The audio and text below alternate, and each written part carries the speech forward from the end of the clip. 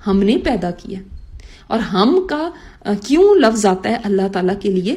تعظیم کے لیے، اس کی عظمت ہے. جیسے کوئی بڑا بادشاہ ہوتا ہے تو وہ کہتا ہے ہم یہ کر رہے ہیں، ہم یہ. تو آج بھی کئی جگہوں کے اوپر اپنے آپ کو کہنے کے لیے میں نہیں استعمال کرتے لوگ، ہم کہتے ہیں اپنے آپ کو. تو اس کا مطلب یہ نہیں ہوتا کہ جمع کا سیغہ ہو گیا، یہ وہ نہیں ہے، بلکہ یہ آنر کے لیے، شرف کے لیے. ہم نے تم کو پیدا کیا، اور پھر پیدا ایسے ہی نہیں کر دیا. ثم صورناکم، پھر تمہاری خوبصورت تصویر کشی کی، صورت بنائی تمہاری. تمہیں جیسے یہ جائز تو نہیں ہے اسلام کے اندر، لیکن جسٹ آپ کو اگزامپل دینے کے لیے بتا رہی ہوں کہ جیسے وہ کوئی اسکلپچرز بناتے ہیں نا، تو اس کو کس طرح سے یہاں سے گھیسا، یہاں سے ناک گھیسی، یہاں سے ایسے کیا، اس کو ایک شیپ دی. ایسے نہیں کہ مٹی کا لوتھڑا سا کر کے تو اس کو کہہ دیا یہ ایک اسکلپچر ہے. اس کو کتنا سنوارتے ہیں نا. تو جس کو ہم کہتے ہیں نوک پلک سنوارنا، تو اللہ تعالیٰ نے تمہیں صورتیں بھی دی، نوک پلک سنواری، تمہاری تصویر کشی کی. اسی لیے تو دیکھیں سارے انسان ایک جیسے نہیں ہیں، سب کی شکلیں مختلف ہیں، حتیٰ کہ ٹوینز بھی تھوڑا تھوڑا دوسرے سے کہیں نہ کہیں فرق رکھتے ہیں.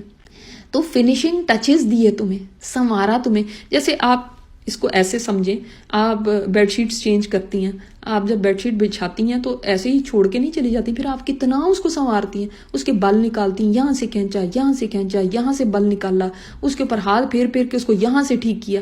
یہ ہے کہ اس کو اینڈ میں جو اس کی نوک پلک آپ نے سنواری نا، یہ یہاں پہ کہا جا رہا صورناکم. تو تمہیں صرف پیدا نہیں کر دیا، اللہ نے تمہیں بڑا ہی خوبصورت بنایا. اور پھر دیکھیں اسی وجہ سے انسان کے اندر یہ اسٹیٹک سینس ہے نا کہ اس کو خوبصورتی اپیل کرتی ہے. وہ خوبصورت لباس چاہتا ہے، خوبصورت جگہ چاہتا ہے، خوبصورت اپنی انوائرمنٹ چاہتا ہے. پھر ہم نے کہا فرشتوں کو اسجدوا لآدم، سجدہ کرو آدم کو. اچھا، پہلے جب ہمیں دوسری جگہ سے پتہ چلتا ہے کہ اللہ تعالیٰ نے جب آدم علیہ السلام کا پتلا پیدا کیا تو اللہ تعالیٰ نے فرشتوں میں پہلے ہی اعلان کر دیا تھا جب میں اس کے اندر روح پھونکوں گا تو تم نے سجدہ کرنا ہے. اور یہاں پہ بھی بتایا گیا کہ پھر اس کو جب بنا دیا گیا تو اب دوبارہ اسی حکم کو دیا گیا کہ سجدہ کرو آدم کو. یہ کون سا سجدہ تھا؟ یہ عبادت کا سجدہ نہیں تھا، یہ سجدہ تعظیمی تھا. یعنی فزیکلی تو انہوں نے سجدہ کیا، لیکن یہ آؤٹ آف رسپیکٹ ایک اللہ تعالیٰ نے جو حکم دیا تو اس کی تعمیل میں ایک سجدہ تھا. عبادت نہیں وہ کر رہے تھے، کیونکہ عبادت کا سجدہ تو شرک ہے اور وہ کسی بھی پچھلی امتوں کے اندر جائز نہیں تھا. ہاں، سجدہ تعظیمی ضرور ہے کہ وہ پچھلی امتوں میں جائز تھا، مگر اسلام میں وہ بھی حرام کر دیا گیا کہ یہ پیشانی جو ہے نا یہ جھکے گی تو میرے رب کے سامنے جھکے گی اور کسی کے آگے نہیں جھکے گی. اللہ تعالیٰ نے کتنا بڑا آنر اس امت کو دیا کہ یہ پیشانی کسی قبر کے سامنے، کسی بزرگ کے سامنے، کسی مارشل آرٹ کے ماسٹر کے سامنے کسی کے آگے نہیں جھکنی، یہ صرف اللہ کے آگے جھکتی ہے. سبحان اللہ، یہ ایک مومن کی شان ہے. باقی تو کہیں کہیں جھکتے پڑے رہتے ہیں، کوئی کہیں گرا پڑا ہے اپنے سجدے کر رہا ہے کسی بدھ کے آگے، کسی قبر کے آگے، کسی مجسمے کے آگے، کسی پتہ نہیں کس کس کے آگے لوگ جھکتے پھرتے ہیں. آپ صلی اللہ علیہ وسلم نے فرمایا اگر سجدہ کرنا کسی کو بھی جائز ہوتا تو عورت کو میں حکم دیتا کہ وہ اپنے شوہر کو سجدہ کرے، لیکن جائز ہی نہیں ہے. صحابہ آپ صلی اللہ علیہ وسلم کو سجدہ کرنا چاہتے تھے، ہمیں اجازت دیں ہم آپ کو سجدہ کریں. آپ نے فرمایا نہیں، یہ اگر جائز ہوتا تو عورت کے لیے ہوتا، اس کو بھی نہیں جائز ہے، کیونکہ کسی کو ہم سجدہ کر ہی نہیں سکتے. اور سجدے میں یہ رکوع کی پوزیشن میں بھی جانا ایک سجدے کی قسم ہے کہ آپ جھک گئے کسی کے سامنے. سب کو کہا گیا کہ تم سجدہ کرو. فسجدوا، تو سب نے سجدہ کر لیا، الا ابلیس، سوائے ابلیس کے، لم یکم من الساجدین، وہ سجدہ کرنے والوں میں سے نہیں ہوا. کیوں نہیں ہوا وہ سجدہ کرنے والوں میں سے؟ کیا اس کا پرابلم تھا؟ یہ کہ دیکھو اللہ تعالیٰ نے انسان کو کس سے سجدہ کرایا؟ وہ جو اعلیٰ ترین مخلوق ہے. دیکھیں نا، جانوروں میں اور جنات میں اور جتنی بھی اور مخلوقات ہیں ان میں ملائکہ سب سے ٹاپ پہ ہیں. ان سے جب آدم کو سجدہ کرا دیا تو کتنا بڑا اللہ تعالیٰ نے آنر دیا آدم کو. دیکھیں نا کتنے بڑے بڑے فرشتے ہیں، جبرائیل علیہ السلام، میکائیل علیہ السلام. فسجدوا، سب نے سجدہ کیا. کرامن کاتبین ہوں گے، کتنے کتنے اور فرشتے ہیں. تو کبھی آپ نے اس آنر کو محسوس کیا اپنے اوپر کہ اللہ تو نے مجھے کتنا بڑا شرف عطا فرمایا، انسانیت کو دیا نا، تو انسان سب کے لیے شرف اللہ تعالیٰ نے فرمایا کہ اللہ تعالیٰ نے کرمنا بنی آدم، فرمایا کہ بنی آدم کو ہم نے عزت عطا فرمائی، تکریم دی. تو کبھی اس عزت کو محسوس کریں اور اللہ تعالیٰ کی شکر گزاری کریں. اللہ اتنا اونچا مقام، اتنی عزت تو نے دے دی مجھے، میں تو اتنا قابل بھی نہیں تھا، اللہ تو نے مجھے اتنی عزت عطا فرمائی. قال، اس نے کہا، کس نے؟ اللہ تعالیٰ نے.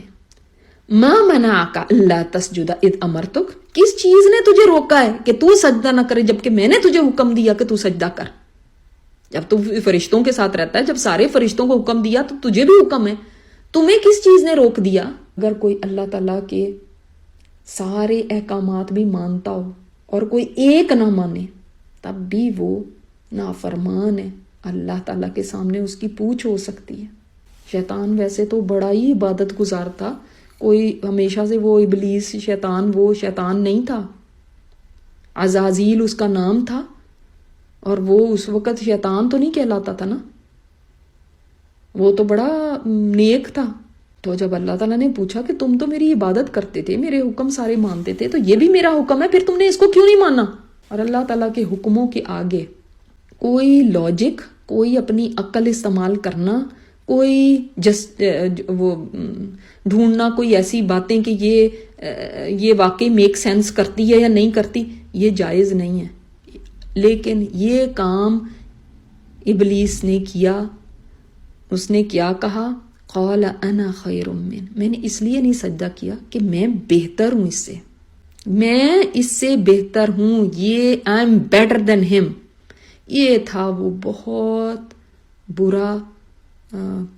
بری بات جو اس نے کہی، اور یہ ہے وہ جو تکبر اس کے اندر تھا، اور یہ اس کے اندر پہلے سے تھا. کہا جاتا ہے کہ جب آدم علیہ السلام کا پتلا بنایا گیا تھا تو یہ ان کے پتلے کو آ کے دیکھتا تھا، وہ پڑا رہا پتلا کئی سال، 40 سال بعض جگہ پہ آتا ہے اسرائیلی روایات میں، 40 سال وہ ان کا پتلا پڑا رہا. یہ جاتا تھا، دیکھتا تھا، یہاں سے انٹر ہوا، ادھر سے نکل گیا، یہ کیا چیز ہے، یہ کیا اللہ نے بنایا؟ تو اس کو تھا کہ یہ کیا، میں تو اس سے بہتر ہوں. تو جب اللہ تعالیٰ نے پوچھا تو وہ آگے سے بجائے اس کے کہ کوئی شرمندگی کا اظہار کرتا یا کچھ کہتا کہ میں اس کے اوپر نادم ہوں کہ میں نے کیوں نہیں تیرا حکم مانا، وہ کہہ رہا ہے، آگے سے جسٹیفیکیشن دے رہا ہے اللہ تعالیٰ، میں تو بہتر ہوں اس سے. خلقتنی من نار و خلقتہ من طین، اس کو تو نے مٹی سے پیدا کیا، مجھے تو نے آگ سے پیدا کیا. تو اس کے دماغ کے اندر کیا تھا کہ آگ مٹی سے بہتر ہے. پہلی تو بات یہ کہ اس نے ساری چیزیں دوسری اگنور کر دی کہ جب مٹی کا تھا انسان تب نہیں اللہ تعالیٰ نے فرمایا کہ اس کو سجدہ کرنا. جب اللہ تعالیٰ نے روح پھونک دی تو تب فرمایا سجدہ کرنا. وہ روح ہے انسان کے اندر جس کی اللہ نے تعظیم کروائی. روح نہیں ہے، وہ روح ہے جو اللہ سے کنیکٹڈ ہے، اور روح نہیں ہے تو انسان کچھ نہیں ہے. دوسری بات یہ کہ اگر صرف یہ بھی دیکھا جائے کہ مٹی سے پتہ نہیں کیا، واقعی مٹی اتنی کم ہے آگ سے، اور کیا بات ہے. تو اس کے بارے میں امام قرطبی فرماتے ہیں یہ جو مٹی ہے نا یہ تو بہت اعلیٰ ہے آگ سے، اس لیے کہ مٹی کے اندر حلم ہے، اس تحمل ہے، اس میں بردباری ہے، اس میں ٹھنڈک ہے، اس میں عاجزی ہے، اس میں انکساری ہے.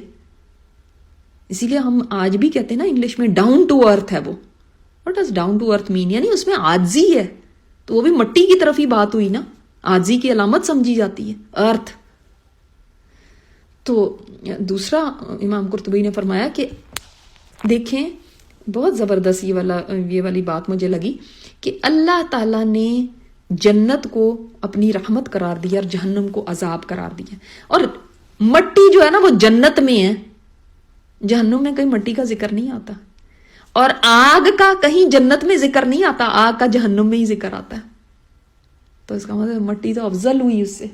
اور میں فلاں قوم اور علاقے اور برادری سے تعلق رکھتی ہوں، انا خیر من، میں تو بہتر ہوں. اس کی برادری کیا ہے؟ تو کیا یہ شیطانی کام نہیں لگتا آپ کو؟ وہ فلاں زبان بولتا ہے، ہم تو یہ زبان بولنے والے ہیں، ہم تو بہت بہتر ہیں. اصل عزت تو اللہ تعالیٰ نے فرمایا کس چیز پہ ہے؟ تقوی والا کون ہے زیادہ. مگر دیکھیں اس نے بھی وہی بات کی جو آج اکثریت ہماری کر رہی ہے. ہمارے پاس یہ پاسپورٹ ہے، انا خیر من، میں اس سے بہتر ہوں. ان کے پاس کیا پاسپورٹ غریب ملک کا، ہمارے پاس Canadian passport, American passport, British passport. اپنے رنگ نسل کی وجہ سے، اپنے سٹیٹس کی وجہ سے، ان چیزوں کی وجہ سے، مٹیریل چیزوں کی وجہ سے، اپنے کسی خاندان یا علاقے یا برادری کی وجہ سے خود کو بہتر سمجھنا ابلیسی کام ہے. قال فاہبط منہا، فرمایا بس نکل جائے یہاں سے. اوپر سے نیچے آنے کو کہتے ہیں اہبط. تو اللہ تعالیٰ نے فرمایا تو نکل جا یہاں سے، اتر جا یہاں سے. فما یکون لک ان تتکبر فیہا، تیرے لیے نہیں جائز ہے کہ تو تکبر کرے اس میں. فخرج انک من الصاغرین، نکل جا یہاں سے، جیسے کہتے ہیں نا دفع ہو جا یہاں سے، تو ذلیل ہونے والوں میں سے ہے. یعنی اس نے اپنے عمل سے، اللہ نے اس کو ذلیل نہیں کیا، اس نے اپنے عمل سے خود اپنے آپ کو ذلیل کر دیا. تو اللہ تعالیٰ نے بتایا تکبر کے ساتھ یہاں نہیں رہ سکتے. تیرے لیے نہیں ہے یہ کہ تو تکبر کے ساتھ یہاں رہے. یہ بتایا نا فیہا، یہاں پہ تم تکبر کے ساتھ نہیں رہ سکتے. اسی لیے تو جنت میں تکبر والے جا ہی نہیں سکتے، ذرا بھی تکبر ہے. تو جس کے اندر تکبر آ گیا، میں اتنی قابل ہوں، میں اتنی ایسے ہوں، اور پھر یہ تکبر نا، پھر بعض دفعہ ہم سوچتے ہیں کہ اللہ کے مقابلے میں تکبر ہم نے نہیں کرنا. تو ہم تو دیکھو کتنے سجدے کرتے ہیں، دعائیں کرتے ہیں، تو ہم کتنے عاجز ہیں. آپ صرف یہ نہیں ہوتا اللہ کے مقابلے میں تکبر کرنا، بلکہ انسانوں کے ساتھ بھی تکبر نہیں کرنا.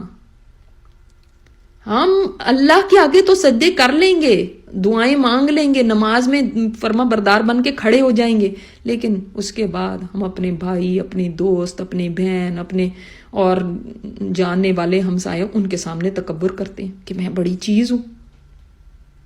آپ کو کیا پتا کہ میں کیا ہوں. تکبر کہیں پہ بھی ہو وہ برا ہے، کسی کے مقابلے میں بھی ہو وہ برا ہے. ہمیں یہ دیکھنا ہے کہ ہم اللہ کی نظر میں کیا ہیں، نہ کہ ہم خاندان میں کیا ہیں، ہم پیسے میں کیا ہیں، کدھر کھڑے میں. یعنی تمہاری کوئی عزت نہیں، تمہاری کوئی حیثیت نہیں. تو حدیث یاد ہوگی آپ کو کہ جس کے دل میں رائی کے دانے کے برابر بھی تکبر ہوا وہ جنت میں نہیں جا سکتا، چاہے کسی چیز کا بھی ہو. یہ نہیں کہا صرف پیسوں کا، کسی چیز کا بھی ہے. اوروں سے بہتر خود کو سمجھ رہے ہیں نا، انا خیر من، تو یہ تکبر ہے. قال انذرنی الی یوم یبعثون. اچھا اب اللہ تعالیٰ کہتے ہیں تم گیٹ آؤٹ، تو وہ کیا کہہ رہا ہے آگے؟ بجائے اس کے کہ رو پڑے، بجائے اس کے کہ عاجزی اختیار کرے، سجدے میں پڑ جائے اللہ مجھے معاف کر دے، تو وہ کیا کہتا ہے؟ انذرنی الی یوم یبعثون، اللہ مجھے مہلت دے دے، قیامت کے دن تک مجھے ٹائم دے. تو اکڑ رہا ہے. ٹھیک ہے. اچھا یہاں سے آپ کو نے سوچا کہ اس کو پتا تھا کہ قیامت کا دن آنا ہے. اس کا مطلب ہے اللہ تعالیٰ نے سب میں جہاں پہ انسان کو بنایا وہاں پہ سب کو یہ بھی بتایا کہ ایک دن قیامت کا آئے گا جب یہ انسان بھی سب ختم ہو جائیں گے اور سب کچھ کو اللہ تعالیٰ ختم کر دے گا، اور پھر جو جنت میں جانا اور جہنم میں جانا یہ سب بتا دیا ہوا تھا. اسی لیے تو وہ کہہ رہا ہے یوم یبعثون، ورنہ اس کو کہاں سے پتا چل گیا کہ قیامت ہے. ٹھیک ہے. تو یہ بھی بتایا ہوگا کہ انسانوں کی آزمائش ہوگی اور پھر ایک قیامت کا دن آئے گا جس میں فیصلے ہوں گے. کیونکہ اگر شیطان نہیں بھی ہوتا، انسان سوچتا ہے نا شیطان نہ ہوتا تو ہم تو کتنے اچھے ہوتے. نہیں، اس کے اندر نفس ہے. فَأَلْهَمَهَا فُجُورَهَا وَتَقْوَاهَا، اللہ تعالیٰ نے فرمایا اس کے انسان کے اندر ہم نے فجور بھی رکھا، تقویٰ بھی رکھا. قَالَ إِنَّكَ مِنَ الْمُنظَرِينَ، اللہ تعالیٰ نے اس کی دعا سن لی، قبول کر لی. آج جو ہم یہ کہتے ہیں نا ہماری تو دعا ہی نہیں قبول ہوتی ہے، میری ہو ہی نہیں سکتی میری دعا، تو دیکھ لیں اللہ نے ابلیس کی بھی دعا قبول کر لی. اب وہ جب سے اس وقت سے جب سے اس کو یعنی یہ اس کی دعا کی قبولیت ہوئی ہے اس وقت سے وہ زندہ ہی ہے، وہ نہیں مرا ابھی تک. کتنے اربوں خربوں سال گزر گئے، کتنی دنیا آئی چلی گئی، لیکن وہ نہیں مرا. جنات کو بھی موت آتی ہے تو لیکن وہ نہیں مرا. اللہ تعالیٰ نے اس کو قیامت کے دن تک مہلت دے دی، یعنی قیامت میں جا کے اب وہ مرے گا. تو اب کتنی لمبی اس کو لائف دے دی گئی کہ ٹھیک ہے تم یہ چاہتے ہو تو تمہیں تمہاری وش گرانٹیڈ ہے.